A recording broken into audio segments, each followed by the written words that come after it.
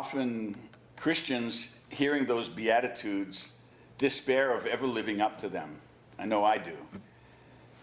Also, couples heading to divorce also despair of reconciling with each other. You know what? There's hope in both cases.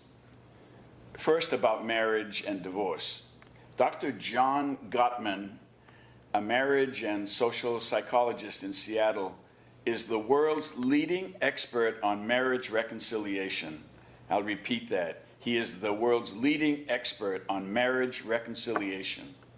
He has succeeded in bringing thousands and thousands of couples back from the brink of divorce.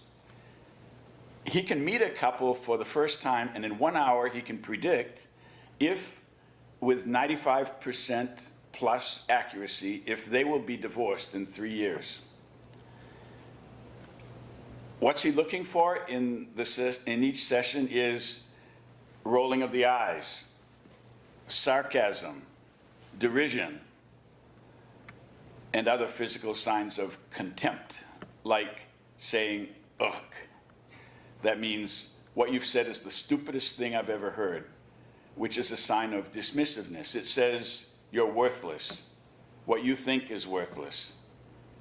And that is doing great harm to the other person. Here is the good news that he comes up with. He finds that most couples who are talking about getting divorced still love each other. The problem is they're unwittingly acting like they hate the other person through these signs of contempt. What he has to do is to re-engineer the way they talk to each other. His solution is, he calls it the 5-to-1 rule. When a couple can't get along, they are usually very late in the relationship, and they can't think of anything loving to say about the other person. He reminds them that when they were first in love, and they couldn't think of any criticisms, they said things like, she's beautiful, she's funny, she's smart, she's nice. But when the couple is about to break up, it's, she's late all the time, she's mean to me, and I think she hates me. What Dr. Gottman does to re-engineer their communication is to have the couple carry around 2 notebooks. And when they want to lay into each other, to say something sarcastic, bitter, or negative, they write it down. And then he tells them they have to say 5 nice things before they're allowed to say something negative. That's the 5-to-1 rule. And it works. If you're like me and struggle with living up to the Beatitudes, it's helpful to discover that the secret subject of the Sermon on the Mount, the secret subject of the Sermon on the Mount is Jesus himself. It is clear that he is the one who is poor in spirit, who mourns, who is meek, who hungers and thirsts for righteousness, who is merciful.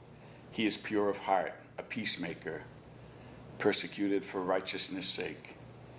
He lives all the sayings of the Sermon on the Mount, and he calls us to follow him in living them with his help in our families, in our careers, in all of our relationships. Dr. Gottman has the 5-to-1 rule. Jesus has the 8-to-0 rule. If you're looking for a pattern of being filled with joy, of being a true, mature son of God or daughter of God, look at the Beatitudes, these 8 wonderful, powerful gifts from God. And it is the perfect route to friendship with God, to become the life of the party, if you will, to become an explosion of joy.